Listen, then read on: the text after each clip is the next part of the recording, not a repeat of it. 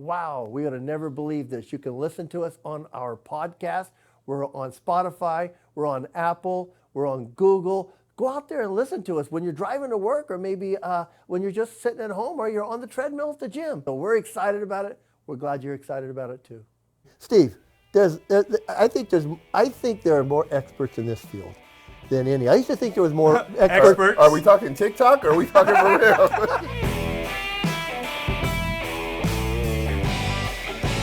So I'm just sitting here with a couple meatheads or ex-meatheads. Hey, you can't offend me. No. And I asked them before the show, I was like, hey, is this term offensive? Because I'm like, it could go either way. I'm not a meathead myself. I've lifted weights and stuff, but just not. When do you qualify to be a meathead, Steve? I don't know. I mean, you just arrive there, I guess, right? It's kind of like a rite of passage. Somebody comes along and calls you that, and gets their thumb and just puts it across your forehead, and you're not. All of a sudden, the bros go, "Hey, bro," and you're there. It's there. Well, I mean, you guys are kind of coaching me to maybe be a meathead someday. You got good genetics, Mike. Hold you up, put the. But you know, I told Tom I was gonna call you out on air. I went over to your shop the other day to get some stuff, and I was like, oh, well, he said he opens it too. Sportlander West. Steve runs an amazing, great shop. If you need supplements, this is the man you need to talk to. It is very, very knowledgeable. Yes. So I went over to the shop the other day, and he had a sign up said, "Hey, I went to get the kids. I'll be back at 2:45." It's like I don't have time to wait that long. That's a meathead's mantra, right? Right. I'll be back. Well, at least I wasn't on the throne. You could have put that up there. Well, when I went to drop the kids off at the pool. When I called him today, he said, "Hey, I'll call you back." Yeah, I was on the throne when he called. I get it. So we're going to talk a little bit about the story of like how God came to make God kind of planted this show on all three of our hearts, really. You know, isn't it funny, Steve and Mike, when you think you have an idea and you're almost just hijacking God's idea that he put in your heart, because what happened is we're doing the show, and Steve and I are hosts. It's called Muscle Matters, and it's a play on words. We've said that we've been introing this show, and it says muscles matter to Steve and I because it's important to us as part of who we are, but there's also muscle matters that we got to talk about. I mean, PEDs, a stem cell, working out methods, dieting. I mean, Steve, I think there are more experts in this field than any. I used to think there was more experts. Are we talking TikTok or are we talking for real? Right. Well, experts or I've been in the ministry 27 years, and there's people that think they're experts, and they will correct you every day of the week. But I think there's more in the fitness arena than there are, and there's more advice given out there that I look at people and go, oh, really? I did my first show competition /meet, and DM me for coaching. Uh-huh. Yeah, but how much of the advice is, there's probably more advice that's contradictory than there is that's actually good advice, right? Well, like when I told you guys, I always get my favorite giggle, and so rehashing my story is when the kid came up to me and said, hey, I'm on the same cycle as Jay Cutler. And I was like, you don't look like him. So it's just. Well, I'm reading the articles. I'm doing the workouts. Oh, you mean the tuna and the Twinkies? Yeah, I did that for a show. Don't believe everything or anything you read in the magazine. So let's hear the story about how this came about, from like how God put this on all of our hearts. Well, Mike and I, and this is something as we're doing this show. Mike and I talked last week, and I'm just telling you, Steve.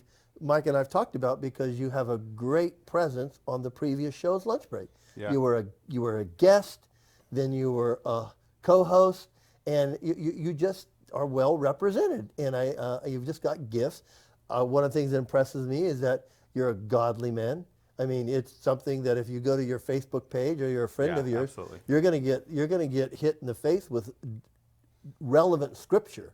I read your stuff and I'm like, oh, I've just been to church. You know how you get that? I just been to church, and I got to listen to that. So I mean, so that impresses. So I told Steve, I told Mike, I'm thinking about this Muscle Matters, and I think Steve would be a great permanent host and a representation of the show, because everything we do, we want the Lord represented in it, because that's what we're committed on bringing to you guys. We're bringing relevant subjects, and we want to bring it to a godly perspective too, because we believe that means and matters too. And so I called Steve today and left a message what I was thinking about, and he told me he's on the throne and and not the royal kind. And he'll call me back. No dragons burned it. Now and so we talked later, and then he comes in and drops this nugget on us. I actually was thinking about it over the weekend. It was really, I was trying to figure out how to present it, how to say it, and it was an idea where I wanted to exactly what you're doing, talk about muscles. Yeah. And it was just one of those like, wow, I want to do this. And it just, so when you left me the voicemail, I was like, huh, yeah, there it is. Well, God talks in twos. You're going to get it. It's that confirmation that I think everybody who is walking with the Lord, you can have an idea, but when you get something like this, you recognize that it's pretty much a miracle, because he put it in mine and Mike's head last week, and Mike, it was there with me to represent the fact that I'm doing. Oh, yeah. And then now you. And so as we're out there, I love these kind of stories. See, I do, and it's what I think is what you and I, Mike, predicate our life on. Yes. Because we all haven't been living it according to what we do now in our past. And I think, I do wish, Steve, and I've told you this before on the show, I wish I would have had the Lord in my life when I was doing things like you were. And I was able to give a positive influence for that. Mike met somebody who knew me the other day, and they said I was nice, and I go, oh, that's when I was young. Because there was a non-nice Tom. Was that the custom Mr. California license plate? Yeah. But it was just saying. Well, I think this was, he said, before the Mr. California, he said it was Mr. Bakersfield or something Oh, like that. yeah, it was way early. There was a gym in town called the Bakersfield Institute of Physical Fitness. Now that's a mouthful. Dan Pace owned that gym, and that was the only gym in town besides that was Jack LaLanne's and the Y, and so that was late 70s. And I think they went out of business. So with a name like that, I think, Dan, no offense. So I think something really interesting, and both of you guys fit. Hey, I fit this too. Okay, so, but both of you guys fit this.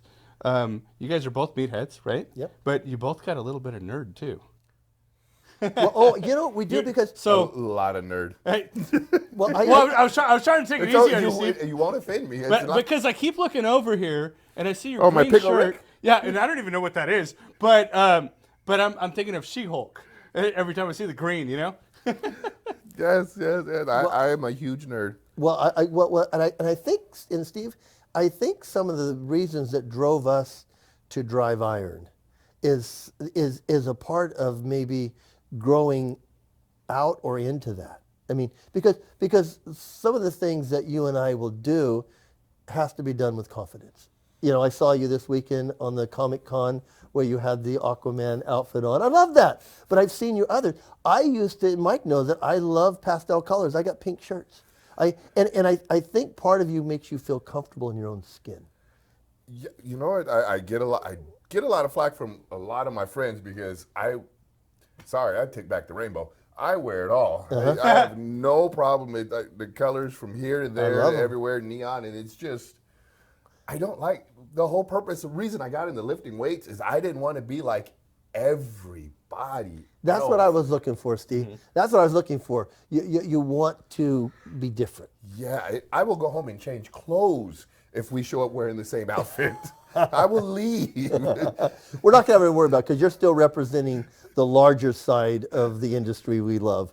I don't. So it's like we're not going to. We don't have that problem. And speaking about the nerd part is universally, you will meet almost every meathead. They have read a comic book. Yeah. That was my start, was Conan the Barbarians, reading Conan the Barbarians black and white comics, and I was just like, that's who I want to be in life. But I think the point to draw out of that, like most people see, oh, he's a meathead. That's all he cares about. He has no brain or nothing, right? I get that flack when I go into the stores. They walk in there and look at me, and I start quoting books and shows, and they're like, does he even know how to add? Does he know what dollar signs are? Any successful business owner for how long? Yes. I can't do math, but I can do money. Hey, there we go. It is so interesting because you get into that. I mean, and it's funny because you don't have to fall into that, because I was, when I within the heat of it, and I was 262, I went into school to become a nerdier. I came into, and my degree's in computer science. I've talked to Mike about it all. I mean, I was there with 80 column Hollerith cards. I love binary. I love hexadecimal. I just love logic. And people look at me, and my friends at, Gold's Gym, and they're like, "So what are you doing?" I go, "I'm going to go to school." And they go, "Why?" I go, "I'm going to get a real job." And they go, we got a real job. I go, "FYI, this is not a real job." and I go, "I'm falling for it too because I see the money in my pocket." Yeah. But I also know that this is not a longevity thing. And I went to school, and when I was ready to get out, after the '87 Nationals, and I was fortunate enough to place 11th. Sean Ray won it that year, won the overall, but I did 11th natural. I was doing GH, but I wasn't doing any anabolics or any insulin. But what I say is I went down and I called Joe Weider and said, "I'm out, I'm done." And I said, "I got a real career to fall back on." And Joe's like, "Yeah," laughed because he goes, "You'll be back, everybody's back." I go, "Not this kid from Bakersfield. I'm going home." And so it is that. And there again, I tell people all the time, I mean, I portrayed a fictional superhero in He-Man. I worked for Mattel. And so it was a fun thing, but I wasn't fooling anybody. I'd tell the kids on New York Street when I was signing a comic, I said, "Bucks, I'm not really He-Man."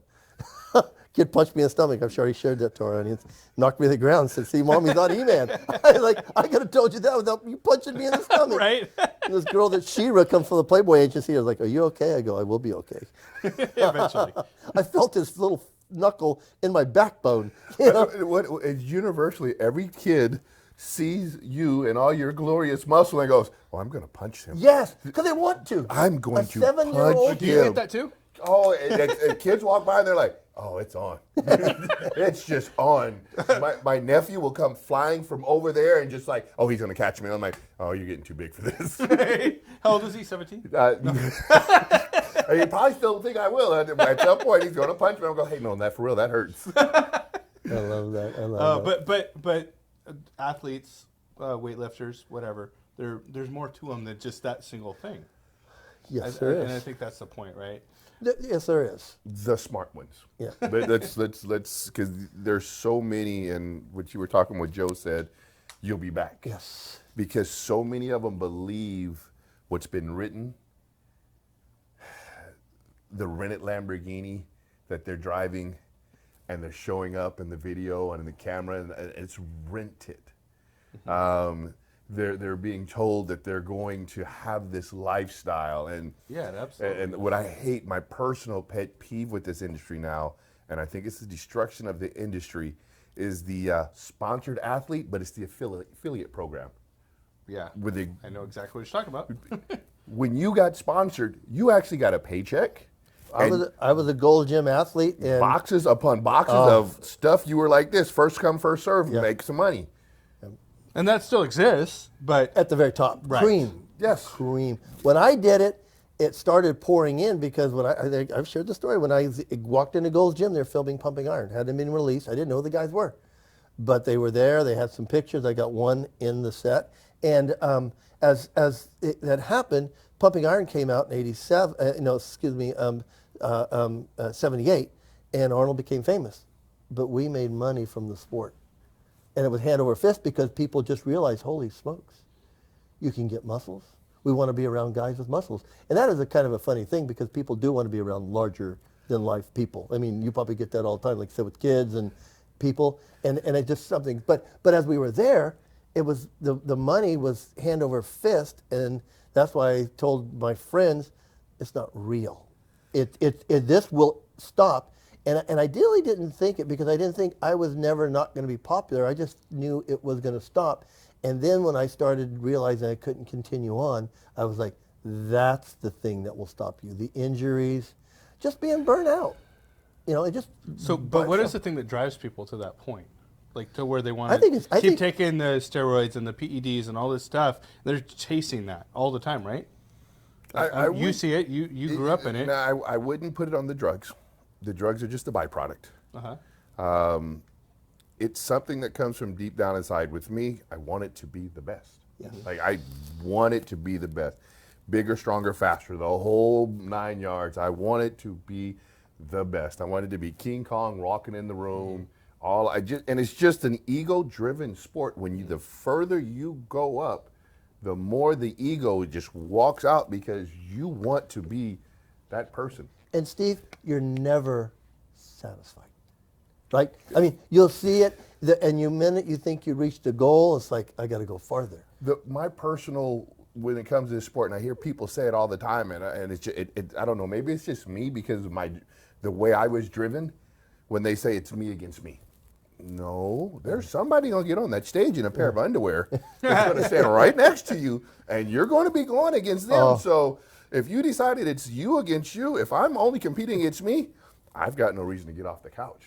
I used to imagine in my head that there was some other person, and I'd be like, they might beat me in their underwear, but they will shake my hand because the work I do. It's so funny. I had a guy that helped me. His name's Glenn Birkenkamp. Really, Glenn did a great job with a lot of athletes. And so he went to the Atlantic City, Atlantic Coast Championship about 2 weeks before the Nationals in '87. And I said, anybody to worry about? And he goes, nah, there's this guy. Looked pretty good. He goes, I wouldn't worry about him. His name's Vince Taylor. And I go, okay. And I saw Vince backstage weighing in. I go, Glenn, what's wrong with you? This guy is fantastic. Of course, when you're sitting there alphabetically, it's Sean Ray, it's Tom Twilliger, Tom Touchstone, Vince Taylor. I mean, we're all stacked there, and I'm like, oh, goodness. That was our lineup. But when you're in this sport, you realize, I remember one time I was at a show, and before weigh-ins, I walked back and I told my mom, let's go get a pizza. Yeah. And she's like, boy, you haven't gone on stage yet. I go, oh, no, I know who's winning. Let's go get a pizza. I'm done. Let's go eat. I'm going to still get on the stage, but...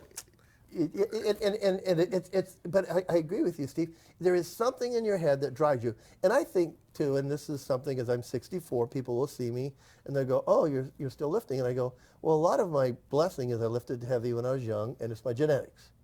And of course they have all these older men shows, these masters, and they're like, would you do that? And I go, why would I do that? I go, ignorance is bliss. There's nothing that they do now that I didn't do when I was 20. And I go, I got to go back to that again. And I'm not going the needle, and I'm not going to that. And anybody that says it, anybody's doing it, that's their decision.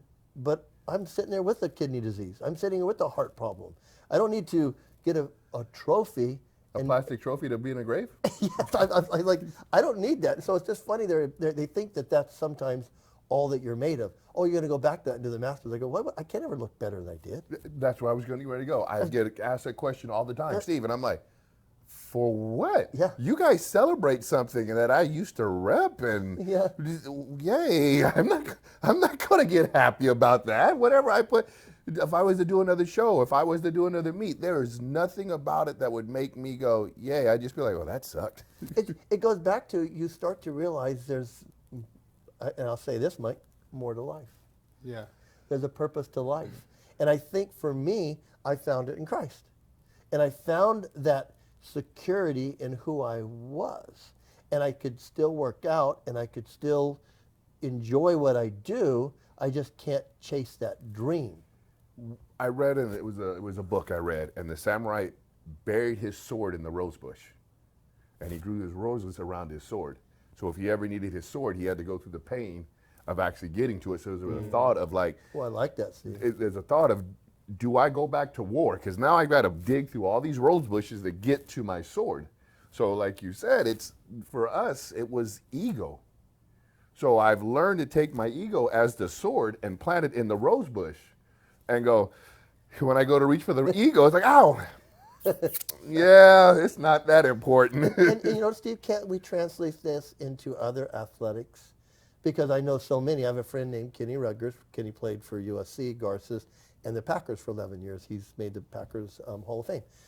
And he has a business where he helps professional athletes become normal people. Because when you leave that industry, you do have to now come down to sea level.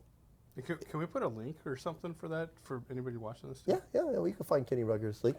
Cool. Kenny does a great job. And I've said that to people before. You don't understand what it's like from being competitive to now you have to take that energy and just become sea level. And you guys have, since we're going on this path, I actually wanted to ask too, like someone that's going down that path, just like, I want to get out of this. I don't know how.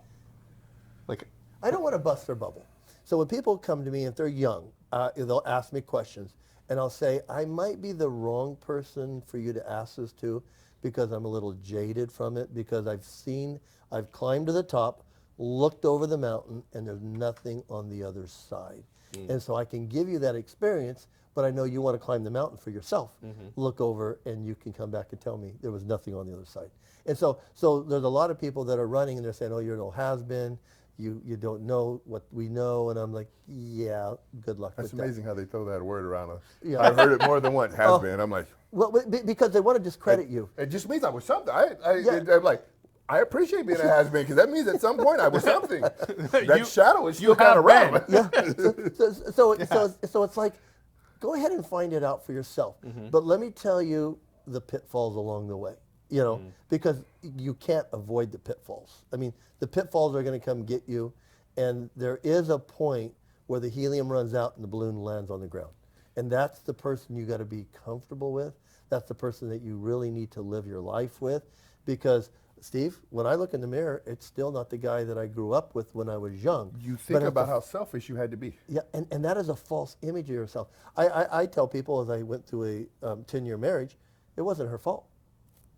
She married somebody that was chasing a dream, and I never caught it, but she was the roadkill. It's because it's all consuming. It is. When you're in, I don't care what sport you are, when you have hit that level of like this is me and I want to be the best, it is all consuming. If it's not all consuming, get out. Because it has to control your life. I remember talking to Frank Zane, and Frank's a much better bodybuilder, won the Olympia 3 times. And he told me, he says, Tom, one day you're going to look at a weight and realize I can't keep this up. And I remember when it happened, and I go, he's right. Because he had looked to the other side. And I was a young guy and says, oh, get out of the way, old has-been. And I go, he's right. And I think that's probably the biggest thing, Mike, is that you want to be there for them. I don't want to burst their bubbles because I don't want to ruin their story or their, whatever they push towards. I tell people, I go, there's an underbelly to all professional athletics, and all. And I remember Donald Driver when they traded Brett Favre.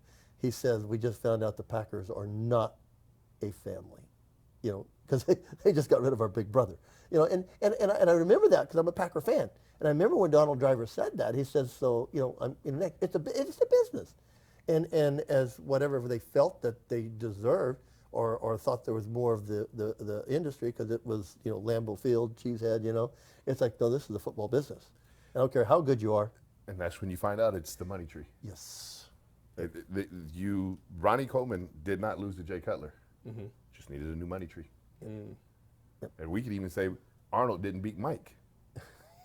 Yeah. That's one of the most controversial Olympias. It's talked about to this day. I was in the gym when they all came back. And of course everybody's like, what do you think? I like Mike and I like Arnold. And I like my job at Weider. And so yeah. I mean, because when everybody heard that Arnold entered, we're like, huh? I mean, did anybody see him 3 weeks ago? It's like, well, that's, I mean, there's a lot of drugs that were going on and that we were finding out were very miracle working. And so I figured some of those had to be used because 3 weeks ago, there was no way. Come back champion, the sport got us. But like you said, it's monetary. Yeah. Arnold had to win. Arnold can't take second. Right. He's getting ready to, it was Conan, right? It was Conan. We meet Mr. Olympia to be featured in a mega budget movie. Yeah. And Mike just couldn't swallow it. It's hard to hear because I remember riding up the elevator with Jim Mannion, who I love Jim, but he said, "Tom, you show up to the next show." I'm like, "Well, I'm ready this show." What are you telling me? Why do I have to show up to another show?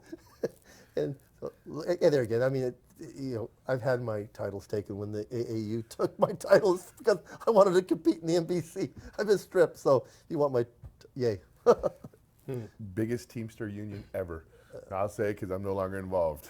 Well, the thing it is, and I look back to all my friends that were at the WBF, World Bodybuilding Federation, Jim what's the guy's name? McMahon. Yeah. You know, I was considered joining it, and I almost did. My dad had a stroke. My brother said, please don't go into that stupid stuff again. And I was like, best advice my brother ever gave me, and I didn't. But I had a lot of friends that competed in there, and I used to have some friends tell me that, that McMahon will override Weeders, and I go, no way. No way. And who had steroid allegations but the WBF, the WWE? And he sacrificed his bodybuilders. It buried them. It buried it. Sacrificed my multi-billion-dollar company or these kids? Yep. So guys, as we're doing this show, this new show, right? Excited to do it. What do we want people to get out of this?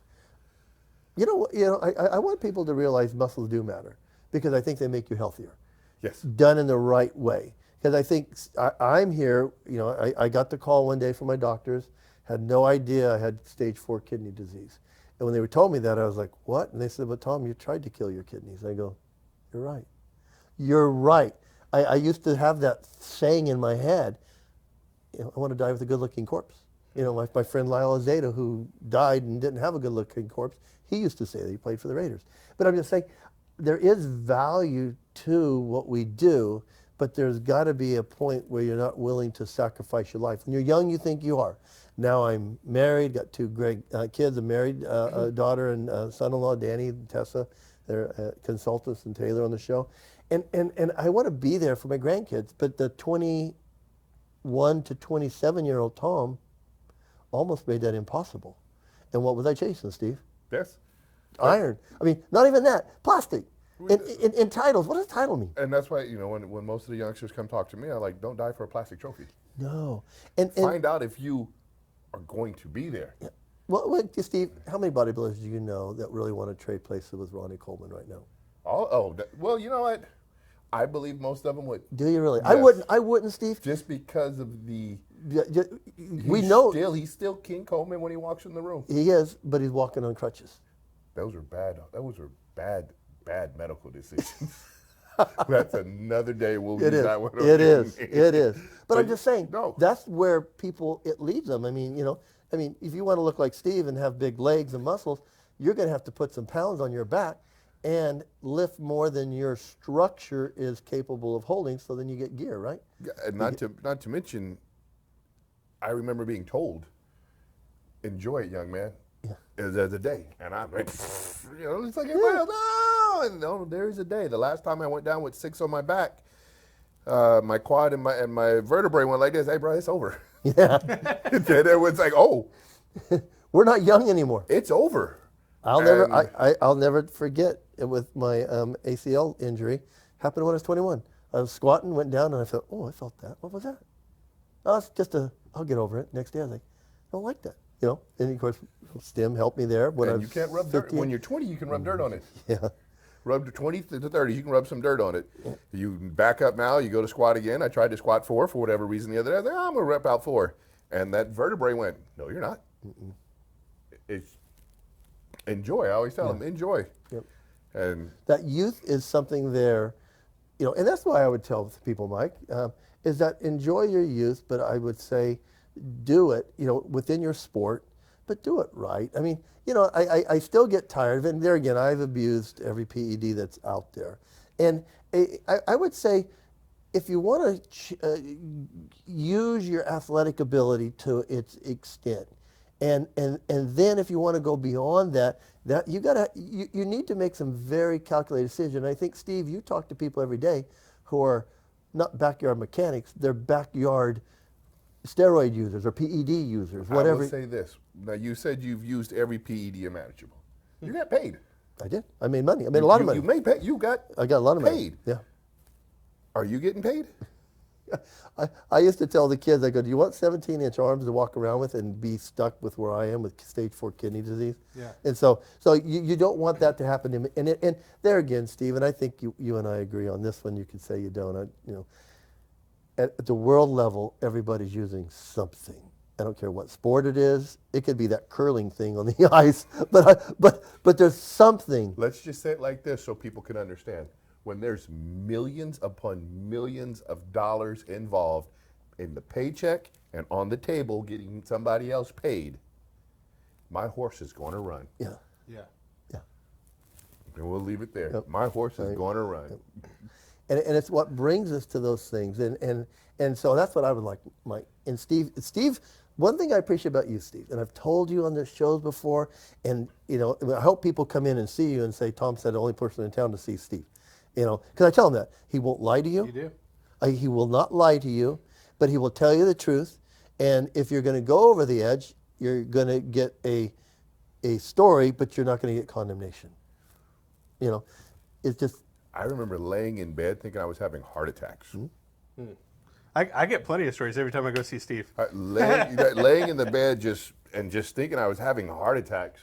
But I got up the next morning on minimum sleep, popped some more pills to get out of bed, to get on my Stairmaster that was right there. I remember a doctor sitting on my chest at USC in the emergency room, and he was putting a muscle relaxer through my sternum because my heart was in palpitations, and he had to slow it down because it was trying to squeeze blood into, you know, a big body that, you know, and he goes, you know what, this isn't going to stop you, and all I wanted was my blood results. I said, I can fix this. Potassium, sodium, I'm off. All I need is my blood works. And he goes, you're not going to stop this, are you? And I was like, you know, just treat me and street me, and I'll fix it. The good Lord blessed me, and I got sick. It- That's how it ended. Yeah. I got sick. You know, Mike and Steve, I don't know. I don't hear a lot of. It seems like we have to hit the wall. We run so hard, we hit a wall. And I hear the story all the time about the old athletes. I had a good friend die last year. I'm having them die all the time. Then it breaks my heart to see the young guys die. And it's not just in our sport. It's pretty much consistent out there. They're dropping dead right now. They Like are. flies. Yeah.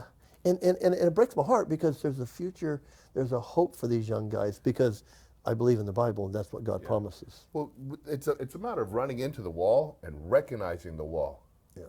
You know, when I ran into the wall and I recognized the wall, and I will use everything that's ever happened to me as God going, son, I told you no. God's got a way of just overriding my ego because my ego will jump out. Like when I tore the pec, I was quietly planning on benching 600. Yeah. How do I get back? At that late age. Right. And I was hitting 6, but I wasn't owning it. And I was like, okay. And my brain told me, God, if I take this right here a couple weeks out, I don't got to run it. I just need a little bit. And I'll be able to set that world record as a 47-year-old man. And I'll never do it again. Right? And Bingo. I'll never do it again. Bingo. That was it. That was, and I didn't publicly tell anybody, but it was sitting right here. And then that pec went, I'm out. And I just went like this. Oh, that was God's way of going, hey, you know, for lack of better verbiage, stupid. Yeah. Okay, so as we're talking about, you know, kind of getting to a limitation, right? I'm recovering from COVID. You guys both knew that, right? And like I've been saying, well, I don't get my energy back. Like I know part of that is from COVID, but I think part of it's also because I quit working out, right? Because I was sick.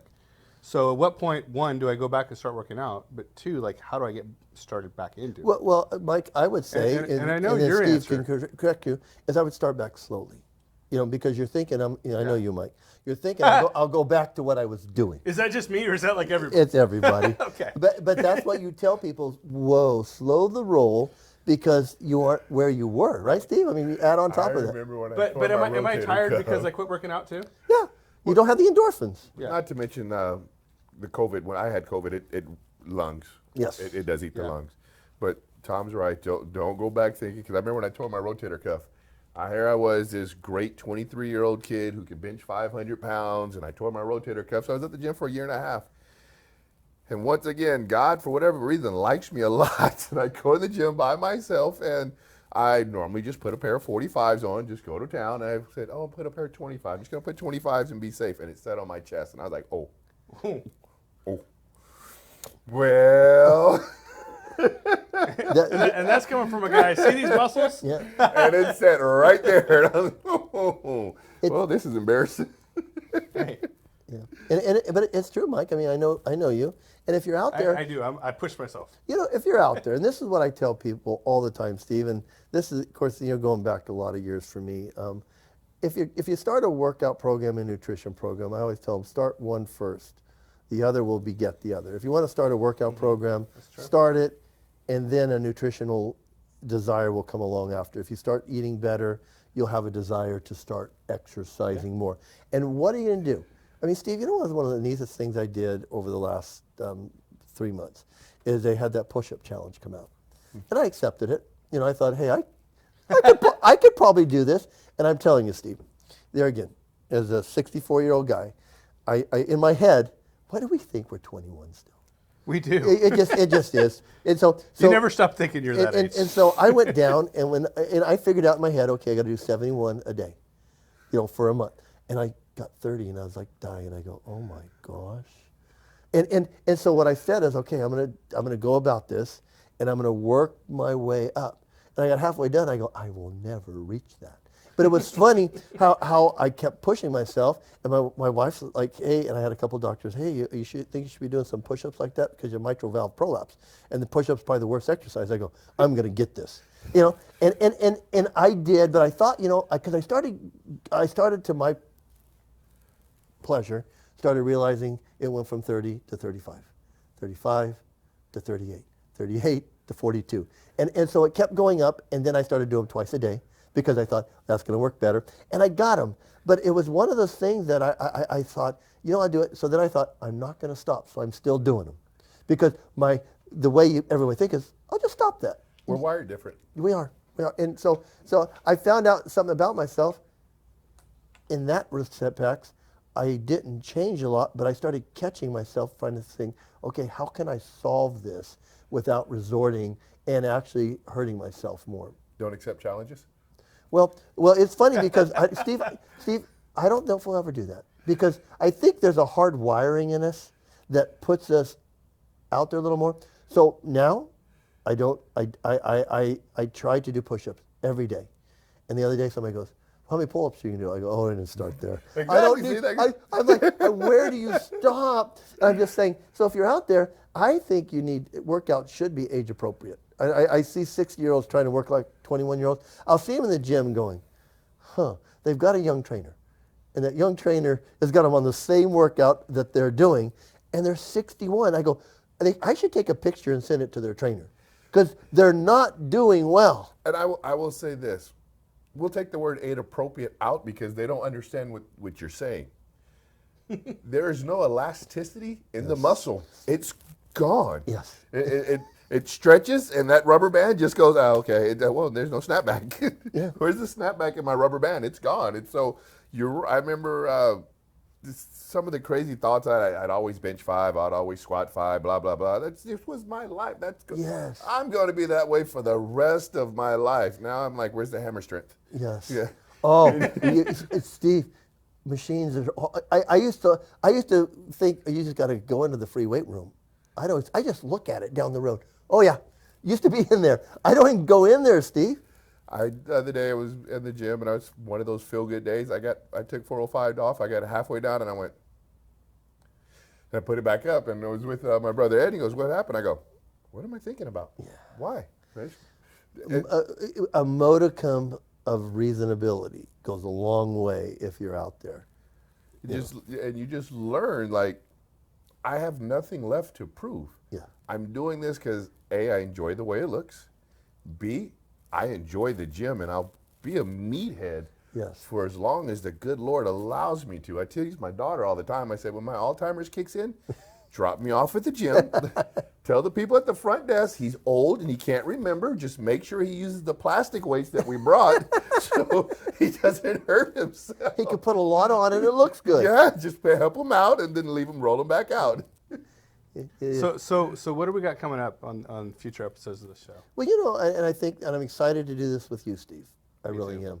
Because I really feel that we're going to be able to share some insight with the audience. And I'm excited to get your input on the nutritional, because it's advanced so past me, Steve. You know, that I when people ask me how much you lift, I go, it doesn't even matter anymore. When they ask me how should I eat, I go, I think I forgot really how to do this. You know, it happens. But I'm really interested for you to bring some nutritional information for our audience, because I know one thing: you will watch out for their health, but you'll also tell you if you want to be edgy. hey, this is where you should go. But you will give them that word of caution and say, put a regulator on it. Yes. Yes. Yeah, yes. Y'all leave it there. I can't need anything else to that. Yes. I'd like to bring on different athletes so we could reach our different crew because, hey, I've got a friend that's a runner. And when he came in with injuries, I just gave him suggestions. I was like, working out will help you with running. Yeah. But I said, I can't tell you, what you need to do because you need to stretch. You need to interval training with your running. You don't want to be lifting heavy when you're close to a race. So I just told them, like bike riders, football players use our base sport for their sport. One of the cool things is, Steve, I grew up in an era when baseball coaches were afraid of working out. And it was so fun. Baseball players aren't athletes. So it's so funny. I remember when Oral Hershiser came out with an article. He was on the front cover, and in the article he talked about working his arms on the day he pitched. I like settled. I mean, one of the best pitchers ever lived. Worked his arms out heavy on the days he pitched. I was like, what the heck? And so as I love getting other people's sports opinion in. And there again, I like bike riders. I love hockey players, baseball players, football players. I want to get different perspective. And just the local CrossFitter, It's like, I love some of your posts when it comes in. It says, powerlifter coming into a CrossFit gym. You did one with tigers. I don't know if that was a Photoshop tiger or what. But you'll never run out of the jokes between bodybuilders, powerlifters, bodybuilders, CrossFitters. Well, and if it's okay to say, Steve, we're going to get Priscilla to come on the show, right? Yes. Yep. We want women's points of view. Yeah. My daughter, who's a creative consultant from us, Taylor touched on, she's got a master's in kinesiology. And so we want to bring some information to you, and then hopefully, because as a male, we know the male hormone pattern. Oh yeah. The woman's hormone pattern has Very a different. curve, but it has a different peak than ours, and it's very. We don't worry about birth control. We don't worry about cycles. Yeah. We just have to make sure that we're just right there. Yeah. Water weight's a big one. And I remember the first couple of times I worked, I want to save this, but I remember the first couple of times I worked with female clients, and it was like, I can't figure out what's going This on. always works for guys. Exactly. What's going on with you? It's like you're wired different. Well, Steve, you should. It's because the type, I had to start learning birth control. I legitimately had to start learning birth control and go, okay, look, maybe we shouldn't be on this for 12 weeks. Steve, it's so funny because I grew up in the era. But when I grew up and I was in the gym, there weren't girls in the gym. The guys that were there that's setting the pace, they didn't want normal people in the gym. They didn't want people to come ruin the cultish atmosphere. And so people were outside looking at the freaks inside. And I remember when Pumping Iron came out, the guys in the industry realized we need to make this acceptable to normal human beings. Because the way these guys are being accepted in the gym, no female wants to come into that gym, nor are they welcome. So I remember when the girls started coming into the gym, and I remember when girls started to compete, and I remember when it started happening, and you would try to help a girl out and give her what would work for a guy. You're like, well, I don't know what the heck to do, because it's just not working. You might be looking worse. And you see it happen all the time. Yeah. They go to these, we'll save that for another day. Yeah. But it's just real, just tell them. Like. Well, I want to go back to even talking about, Mike, and you asked us, what do we want to bring out? I remember talking to the surgeon that removed my wife's colon because of her illness. He said, you know what, Tiffany, he goes, I'm glad you trained, because when I went in, the body parts were all where they should be. I didn't have to worry about superfluous stuff. And it was a compliment to her working out, when a surgeon went in. And he says, you're going to see your recovery time almost like quadruple somebody that is sedentary. And so you see that working out, I need to work out because of osteoporosis. I just found out, hey, Tom, you got cataracts. I'm like, that's for old people. Hey, current event, look at your driver's license, And so I think cataracts is what my mom had. And I find out that I got osteoporosis. And that's where the goals change. Like Yeah. you look and, I look at, because it's just, woohoo, it's right there. Yeah. And I see people that are walking in their wheelchairs. They can't walk. And I'm like, I am determined Yes. not to be that way. Yes. So my goals have changed, and so And still you can ego- reach them too. There's things that you can do that I'm not going to be able to do because you're younger than I am. You're a pup from where I'm at.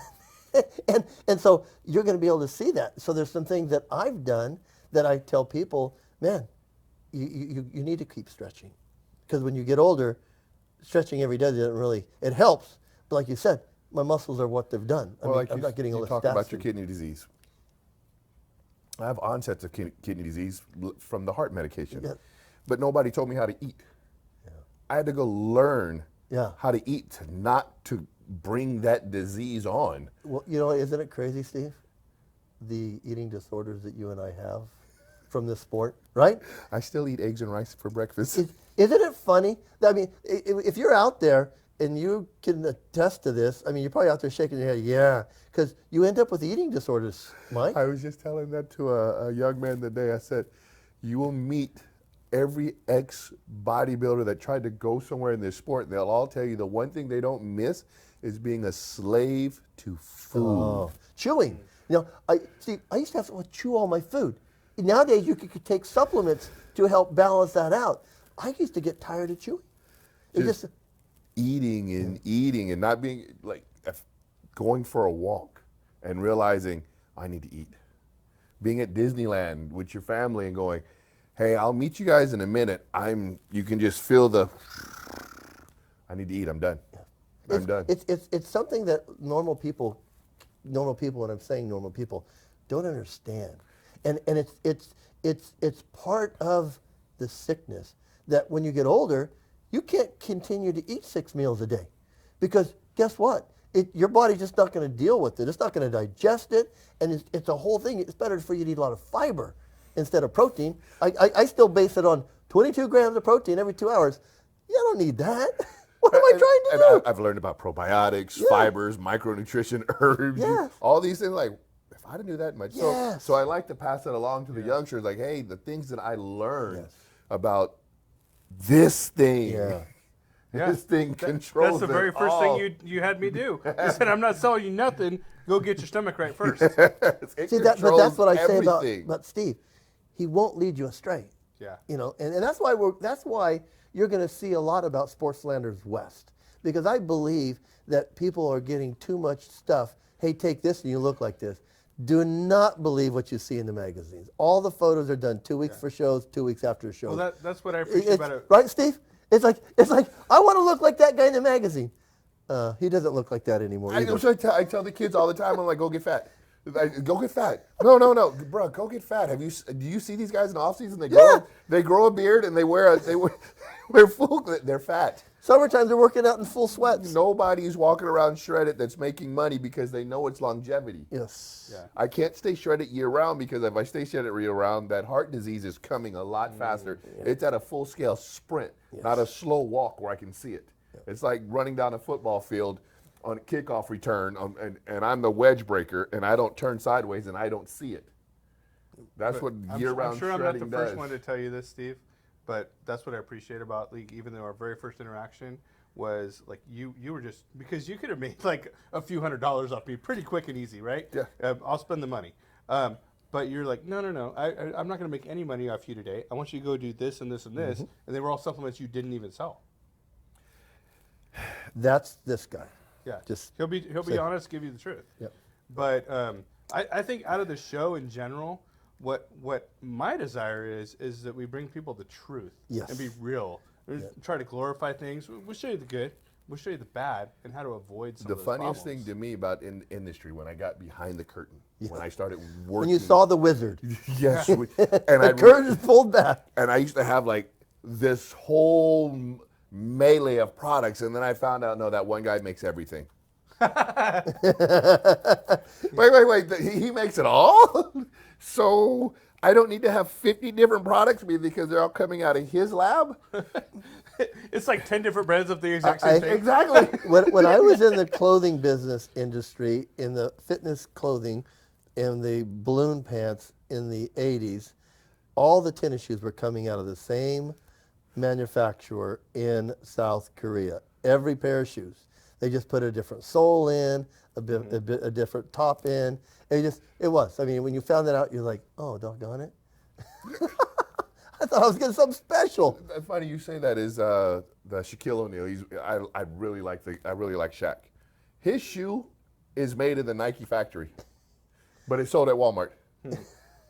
And that's the industry, But right? but most industries are that way. They are. People don't realize that's Yes. the ugly truth. Everything is made for the same place. Yes. It's just a different brand. Yes, they put You're on the paying red for hat, they logo. put on the purple hat, they put on the green hat, Yep. they put on the yellow hat. You're just paying for that logo. Yes. It's the one thing that love it or hate it, you can do this to a very high level at your house or at a park. You can do it the right way or the natural way. Now, if you're looking at the magazines, you're going to need to go to a gym. You're going to need to start getting some more tension or stimulation to your tissue. And so I hope that we're going to be able to bring you some honest information. I had a great time with Steve. I love being around him. Always love being around both and of you I'm guys. excited about doing the show with you. I know I keep touching you. I'm going to touch you. Is that okay? It's okay. He's getting it It's from okay. both sides.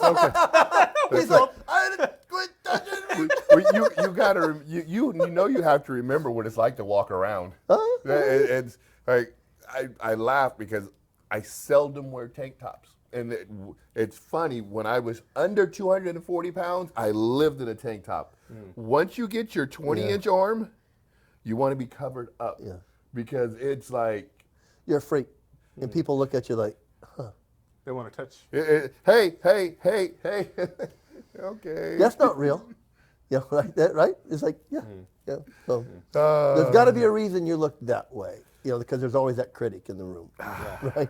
Oh, you don't want to look like that because you can't comb your hair. So Steve, touch the back of your head. Yeah, see? I I want always laugh about that when people say, "Hey, Yes, good. you can't wipe your butt." Yeah, I can. Wow. It just- So I want to give Steve the last word here, but before I do, Tom, do you have anything you want to leave the audience with before we close No, out? I'm excited to bring something else to you guys from a biblical perspective. Now, that's what I am. And it's a sport that I love. It's a sport that I abused. It's a sport that gave me a lot of opportunities and a lot of memories with a lot of great guys, a lot of great people. Steve? I will say this, and it's going to go to what I was reading today. I was reading the Old Testament. I'm trying to go front to back. I hope we can walk onto the water. We can open the water. We can put it on dry land and let people walk across on the dry land. Yeah. So instead of having to crawl through the mud, swim through the pond, and hear and learn all the wrong stuff, that they can walk through the dry path that has been laid before them by having the different people that are planning on being on the show, and have a complete, real understanding of muscle. Yep. Yeah. Cool. Well, this has been our first episode. Hope you have a great day. Thank you for watching. God bless.